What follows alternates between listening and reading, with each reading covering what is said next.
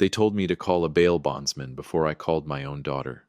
That's the kind of sentence a man doesn't forget, no matter how many years get stacked on top of it. My daughter had a law degree and a corner office on the 19th floor of a building downtown, and my wife looked me dead in the eye and told me to leave her out of it. I was 63 years old, standing in my own kitchen, and I didn't say a word back. Not one. But I want you to understand something before I go any further with this. This isn't really a story about money, and it isn't really a story about a bail bond either.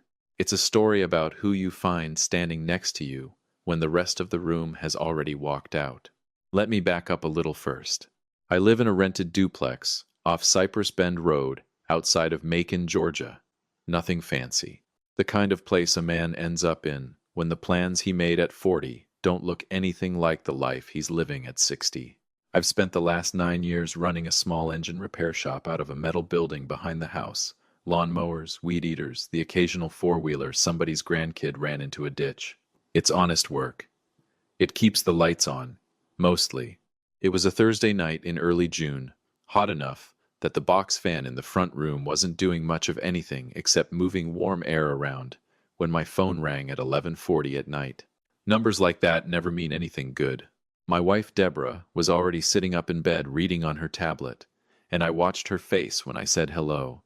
Watched it go from confused to scared in about 4 seconds flat. It was my son, Tyler, 29 years old, calling from a holding cell in Bibb County.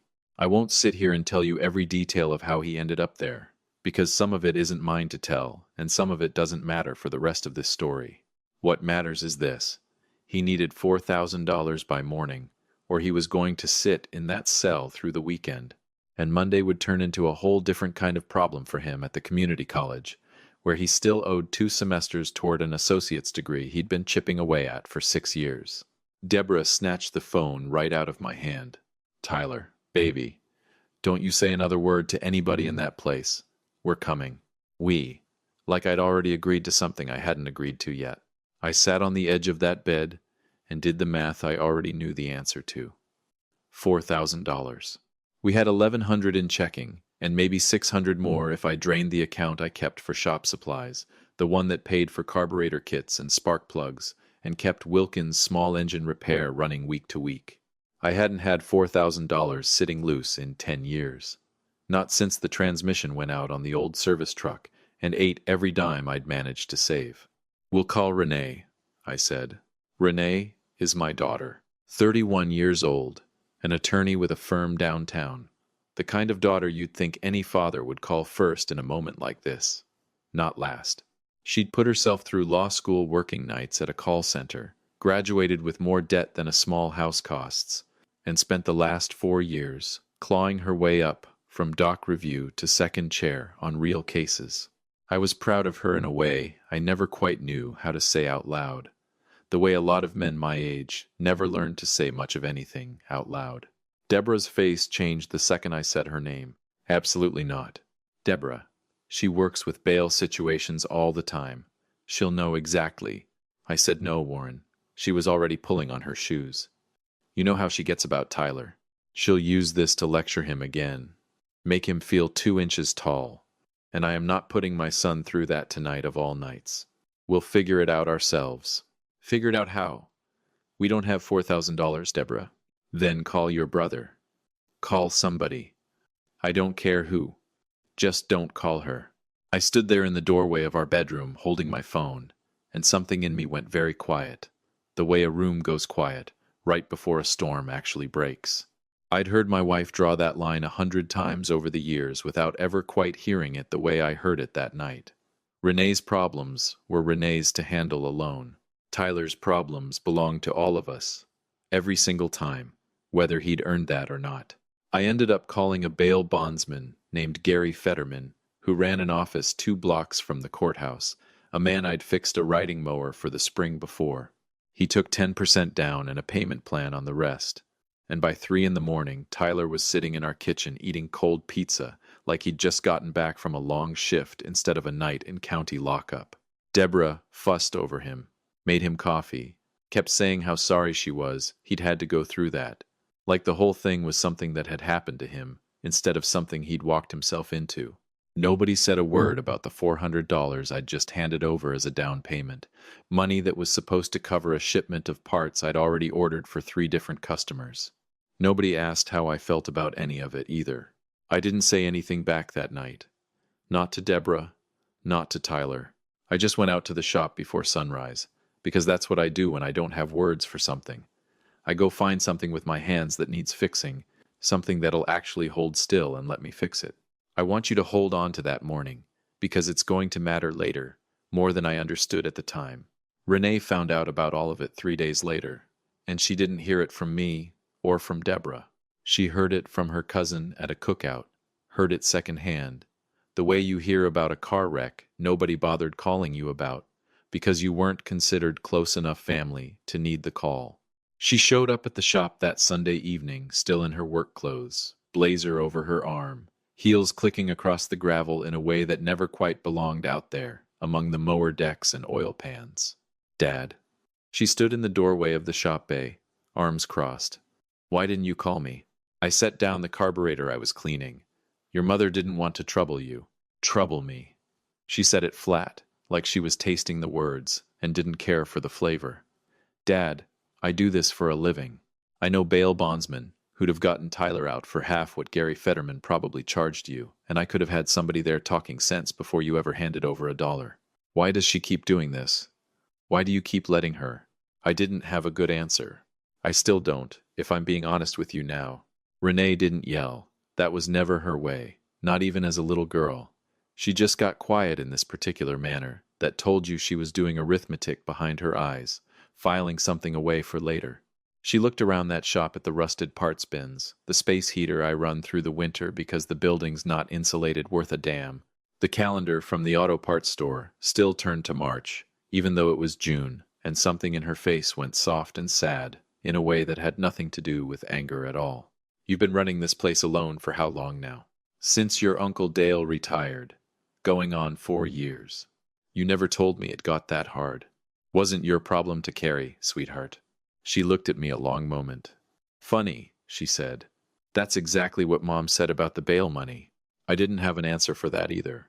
She came around most Sundays after that, brought me a working coffee maker to replace the one that had quit on me back in the spring, sat with me on the tailgate of my truck and ate boiled peanuts, and didn't say much of anything, which was its own kind of gift, honestly. Never once brought up money. Never once asked whether I'd noticed how her brother still hadn't offered to pay any of us back, hadn't offered so much as a thank you card. She just showed up, week after week, the way some people simply do without ever announcing it as a decision. It was the middle of July when the cough started. I figured it for the dust in that shop. Honestly, I've worked around gasoline fumes and metal shavings for the better part of 40 years, and a summer cough never struck me as anything worth mentioning. But it didn't clear up, and by early August, it had gotten to where I couldn't get through cleaning a carburetor without doubling over, and Renee noticed it before I'd even fully admitted to myself that something was actually wrong. You're seeing somebody about that, she said one Sunday. Not a question. It's nothing. Allergies, probably. Dad. She looked at me the exact way her mother used to look at me 30 years back, before things between us had worn down to the shape they'd settled into. I've got a doctor. Dr. Okafor. I'm calling and making you an appointment, and you're going, and I'm not asking twice. I went, mostly because arguing with Renee has never once worked out in my favor. Dr. Okafor wasn't smiling when she came back into that exam room with a folder in her hand. There was a mass on my left lung, she said, small enough that catching it now counted for something, operable if we moved fast, but it needed to come out inside of 3 weeks, or the window on operable started to close. I sat in that little room and thought about all the things a man thinks about in a moment like that. My father, who never made it past 61, the shop, and who'd run it if I couldn't, Deborah's face, and whether it would even change when I told her. Then the woman from billing came in. Nice enough, name of Patricia, looked about as uncomfortable as anybody I'd seen in a long time.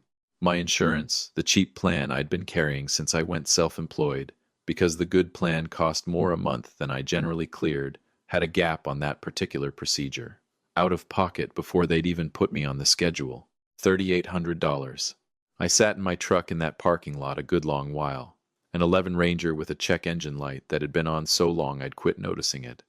And I did that same math I'd done back in June, and it came out just as bad. Worse, actually, because this time it wasn't bail. This time it was my own life sitting on the other side of that number. I told myself I wasn't going to call Tyler. Told myself that for 2 whole days. Then I called him anyway, because that's what a father does. You swallow whatever pride you've got left, and you dial the number. And you hope, God, you honestly hope, that whatever's still left of the boy you raised is still in there somewhere underneath all the rest of it. He picked up on the 5th ring. I could hear a television going behind him, one of those sports channels, and a girl's voice laughing about something off to the side. Dad? Hey, what's up? Kinda in the middle of something. Tyler. I need to talk to you about something serious. Yeah, okay. Give me a sec. Muffled sound, like he'd put a hand over the phone. Then, all right, go. I told him all of it.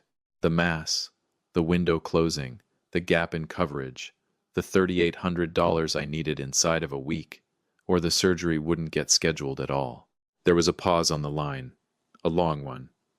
Long enough that for one foolish second I let myself think, maybe, Dad, I don't have that kind of money right now. His voice had gone flat in a particular way I recognized, because it was close kin to the voice Deborah used whenever a subject made her uncomfortable. I'm still paying Gary Fetterman back, remember? That was your idea, not mine. And I'm behind on tuition for the fall semester too. I can't just come up with $4,000 out of nowhere. Tyler, this isn't bail money. This is surgery.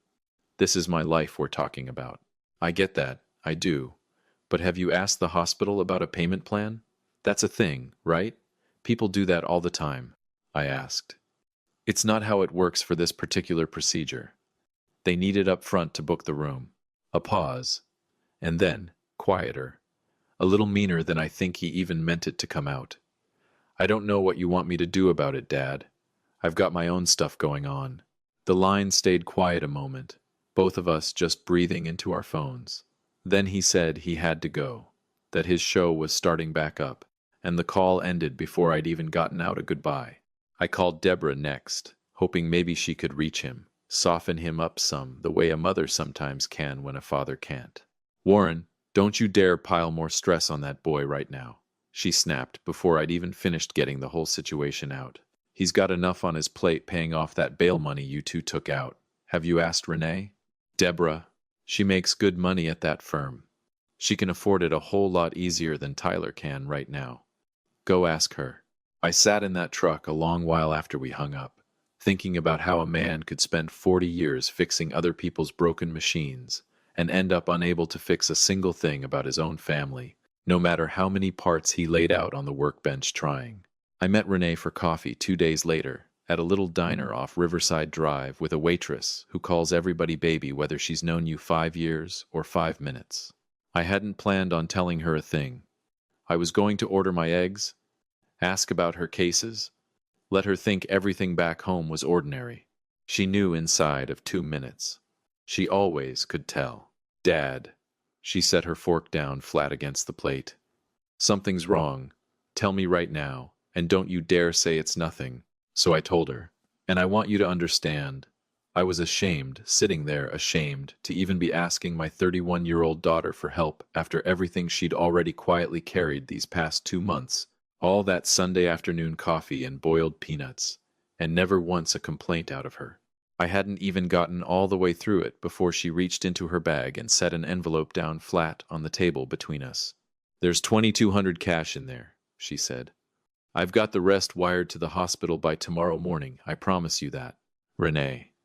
My throat went tight. Where'd you even... Doesn't matter where. What matters is you're getting on that operating table. She reached across the table and took hold of my hand the particular way a person grabs something they've already decided they're not letting go of. You've spent 40 years fixing everybody else's problems for whatever they could scrape together to pay you. Let somebody fix yours for once. I sat in that booth and I wept, right there in front of a waitress named Priscilla and half the breakfast crowd, and my daughter, the one nobody in our family ever bragged about at church, the one who'd learned a long time back not to expect to be asked first about anything, held onto my hand across that formica table and told me it was going to be all right. I had no earthly idea, sitting in that diner, exactly how much that particular Tuesday morning was about to matter down the road. I had no idea what was still sitting out there waiting on me, tied up in a piece of paper I hadn't thought about in almost 6 years. But that part of the story comes later. Stay with me on this. They wheeled me back for pre-op at 6 in the morning on a Thursday in mid-August, and the last thing I remember before the anesthesia took hold was Renee's face close up next to mine, her hand wrapped tight around my fingers. "You're going to be just fine, old man," she said. "I already told the nursing staff you're too stubborn to do anything different." Then the lights went out. I woke up 9 hours later with a tube down my throat and a pain sitting in my chest, like somebody had parked a truck on it overnight. Dr. Okafor came by that evening, still in her scrubs, and leaned in close so I could hear her over the monitor beeping away. "We got clean margins, Warren. You did good." I didn't cry. Didn't have the strength left in me for it. I just lay there and thought about Renee wiring money she'd probably had earmarked for something else entirely. Some plan of her own she'd quietly set aside, without a single word of complaint about it. "I'm going to make this right," I told myself, "however long it takes me." I spent the next 2 weeks recovering on Renee's fold-out couch. Because my own duplex sat empty most days, Deborah hadn't so much as texted to ask how the surgery had gone. Too wrapped up, I gathered, in helping Tyler sort out some new trouble with his community college registrar's office. And I wasn't about to lie up alone in a quiet duplex listening to nothing but my own breathing machine for company. Renee's apartment was small, a one-bedroom off Forsyth Street, a 15-minute walk from her office, the kind of place where you can hear your upstairs neighbor's washing machine running through the ceiling most evenings. She'd taped her work schedule to the refrigerator with a magnet from a bar association conference, right next to a photograph of the two of us from some 4th of July cookout years back, both of us squinting into the sun. She'd come home most evenings still in her blazer, smelling like the parking garage and burnt coffee, and check my incision, heat up something simple for the two of us, and sit with me watching whatever true crime documentary happened to be on. Never once brought up the money. Never once asked when I might pay her back. That's the difference, I remember thinking, watching her fall asleep, sitting straight up in a kitchen chair one night, still in her work clothes, a case file open across her lap. Tyler gives when it costs him nothing, and makes sure everybody knows about it. Renee gives, and never once mentions it happened at all. It was a Tuesday, 17 days after the surgery, when the mail carrier knocked on the door instead of just leaving everything down in the box. Renee was at her office. I answered in my robe, still moving slow, still tender across the ribs. "Got a certified letter here, needs a signature." 2 of them, actually. One from an outfit I didn't recognize right off, a company called Meridian Point Holdings. The other from an address. I knew the second I laid eyes on it, because I'd been getting mail from that same office for 6 straight years, the Georgia Environmental Protection Division.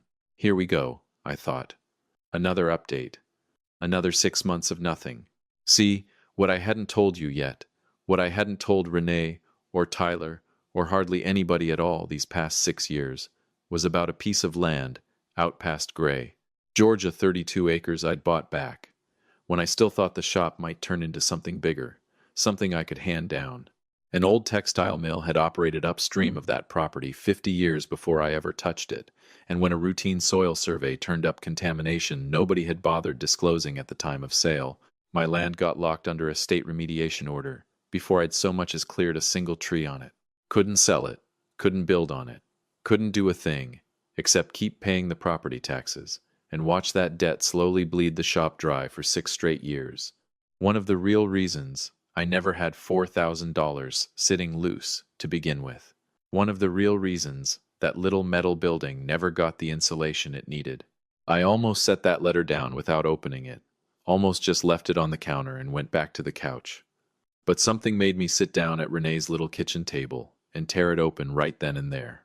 I read it twice, then a third time, slower, because I didn't fully trust my own eyes. Remediation status. Complete. Property released from state environmental oversight. effective July 30th. Complete. 6 years. 6 years of taxes on land I couldn't touch. 6 years of my credit sitting in the gutter on account of it. 6 years of never once mentioning a word of it to anybody, because there hadn't been one single thing worth saying. I set that letter down like it might go off if I handled it too rough. Then I opened the second one.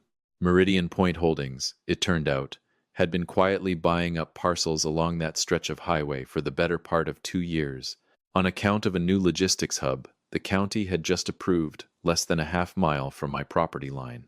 32 acres that had sat worthless with contamination under it were suddenly zoned right for exactly the kind of growth I'd bet on a decade too early.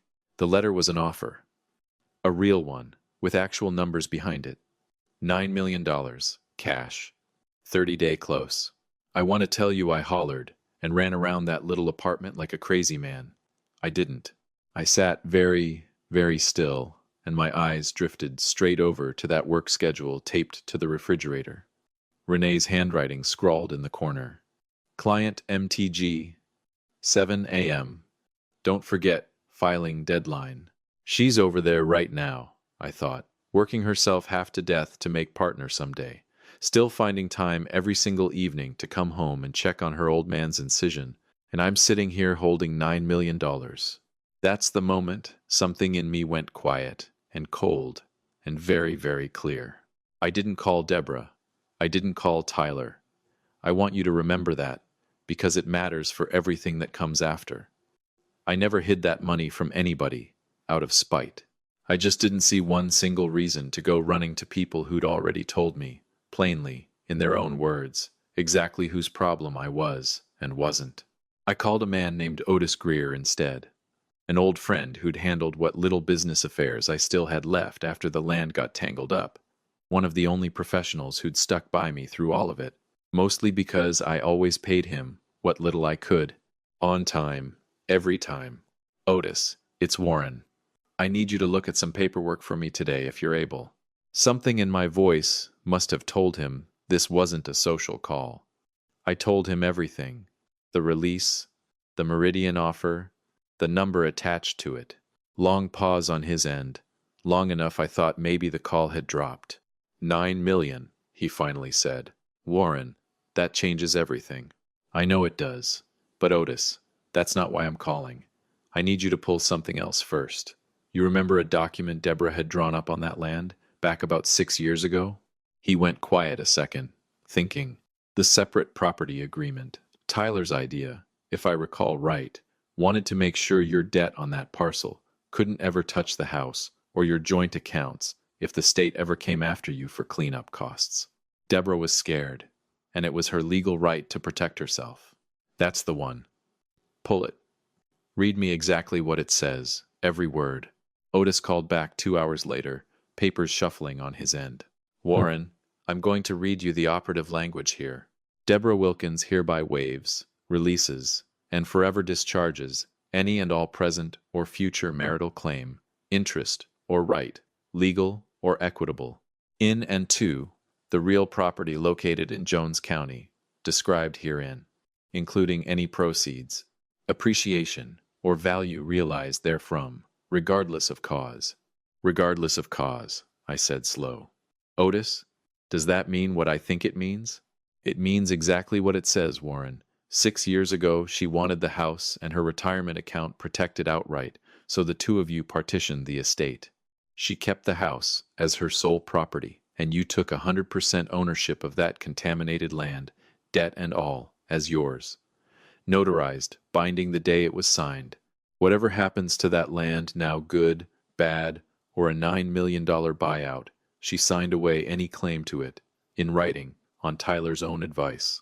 I sat there at Renee's kitchen table, with the afternoon sun cutting thin lines through her apartment blinds, and for the first time in 6 years, I felt something in my chest that wasn't shame and wasn't dread. It was clarity, plain and simple.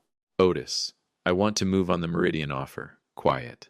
Not one soul outside this phone call hears about it till it's done. Not even Deborah, especially not Deborah. And I want a trust set up alongside the sale. Irrevocable. In Renee's name. Silence on his end for a second. All of it, Warren? Every dime, after my debts get cleared. She sold something of her own, so I could get on that operating table, Otis, and she never once asked me for a thing in return. Meanwhile, my son told me to look into a payment plan, and my wife told me to go ask my daughter because it'd be easier on Tyler's finances. So no, I'm not splitting this 3 ways out of some notion of fairness. Fair already happened. It happened in a diner off Riverside Drive weeks ago, and only one of my children showed up for it. I'll have the paperwork ready by Friday, Otis said. One more thing. Warren, don't put my name on the deed for a house I intend on buying her either. Trust owns it outright. I don't want one single piece of this anybody can argue about down the road. I want it airtight. Airtight, Otis said. I understand completely. They found out 8 days later, and not from me. Meridian Point had logged a title transfer with the county, and it flagged automatically on account of the waiver language attached to it. A detail Tyler, of all people, stumbled onto while doing something else entirely on the county records site for a work matter of his own. They didn't knock. They pounded, both of them, on Renee's door on a Wednesday evening while she was still in the kitchen heating up dinner for the 2 of us. Dad? Dad? Open up. I know you're in there. Tyler's voice, loud, frayed in a way I'd genuinely never heard out of him before. Renee got to the door before I could, still in her work blouse, and pulled it open with the exact expression she must have worn cross-examining a hostile witness. You want to explain why you're beating on my door like that? Tyler pushed past her without so much as an answer. Deborah, right behind him, arms crossed, jaw set hard. Neither one of them asked me how I was healing. Not one word about the surgery. Not one word about the scar still tender under my shirt. Dad, Tyler's voice cracked slightly in the middle. We need to talk, right now. There it is, I thought. Not how are you feeling. Not I'm sorry I told you to look into a payment plan. Straight to business. Same as it's always been. Sit down, Tyler, I said. You look about ready to have a heart attack of your own. He didn't sit. He paced. I was pulling up something on the county site for a work thing, and I saw it. Meridian Point Holdings logged a transfer. 32 acres out past Gray. Your land, Dad. $9 million. You sold it, and you didn't call me? Deborah's mouth actually fell open. 9 million, Warren. Is that true? So that's how they found out, I thought. Not from me. From a record search Tyler ran chasing something else entirely. Almost funny, in a bitter sort of way. It's true, I said, as calm as I could manage. Closed 11 days ago. 11 days, Tyler's voice climbed a full register. You've had this for 11 days, and you didn't say one word to your own son? Last time I called you, Tyler, you told me to look into a payment plan while I was sitting in a truck outside a hospital with a mass on my lung. You told me you had your own stuff going on. So no, I didn't feel much urgency to call the second something good finally happened. That should have been the moment he softened. It wasn't. You hid this from us, he snapped, finger jabbing toward me like the gesture alone might make the accusation truer. You knew that cleanup was finishing. You let us think you were flat broke this whole time. Mom's been driving that same beat-up Corolla for 6 years while you sat on a fortune. He believes every word of that, I thought. He's rewriting the whole thing right in front of me, and he believes it clean through. Tyler. My voice came out quieter than his, which somehow made the whole room go quieter along with it. I didn't know that land was worth a dime until 17 days ago. I found out sitting on your sister's fold-out couch, recovering from a surgery she paid for out of her own pocket. You want to talk about hiding things? I hid the fact that I was scared out of my mind for 6 straight years, because every time I tried to bring it up, your mother told me to figure it out myself, and you told me it was my own bad planning to begin with. Deborah stepped in then, chin up, arms still crossed. Don't you dare stand there and play the victim, Warren. I stood by you through 33 years of your business troubles. That money belongs to this family. You're being vindictive, Tyler said. You're being cruel. You're being stingy, Dad, Tyler finished, and there was real disgust in it. It's disgusting, honestly. Stingy. I nearly laughed out loud at that one. A man who wouldn't spare $3,800 for his own father's cancer surgery, calling that same father stingy over $9 million. "We're not asking any more," Tyler said, and his voice dropped low and mean, the voice of a man who thought he already had the win in hand. "Mom's filing for divorce Monday morning. Financial abandonment. The works. My lawyer's already drafting a motion to freeze every account tied to that sale until a court sorts out an equitable split. You hid marital assets, Dad. That's not a gray area, that's fraud." He slammed his hand flat on Renee's kitchen table, the same table where weeks earlier she'd slid an envelope of cash across it without a second thought. I stood up, slow, careful, still tender across the ribs, and reached into my jacket pocket. "You want to talk about lawyers, Tyler? Let's talk about lawyers." I pulled out 2 folded documents and slid the first one across to Deborah. I watched the color start draining right out of her face before she'd even finished the first paragraph. "6 years ago," I said, "you and Tyler sat me down at our own kitchen table. You were scared the state was going to come after your accounts over that land debt. It was Tyler's idea, by the way. His idea, to protect your credit. So you signed this. Read it again. It doesn't say debt. It says regardless of cause. You didn't just protect yourself from my failure, Deborah. You signed away any future claim to that land's value, period, on our son's own advice, with him standing right there as a witness." Tyler's face had gone pale too, but he wasn't done yet. Never was. "That doesn't matter. I'll still take you to court." "On what grounds exactly?" I slid the second document across the table to him. "Take a look at this before you finish that sentence." Dot. Dot. He looked down. A bank statement. Renee's. $2,200, I said. "That's roughly what was left in your sister's account, the week she paid your bail bondsman's down payment back for you, without a single word of complaint, and then turned around and paid $3,800 toward my surgery a few weeks after that, out of money she'd been saving for something of her own. While you were telling me to look into a payment plan, your sister was quietly wiring away money she needed so I could get on an operating table. I let that sit in the room a moment. You want to talk about court, son? Bring your lawyers. Bring every lawyer in Bibb County. But before you do, you go ahead and explain to a judge how you plan on claiming a share of assets your mother legally waived, in writing, 6 years ago, on your own advice.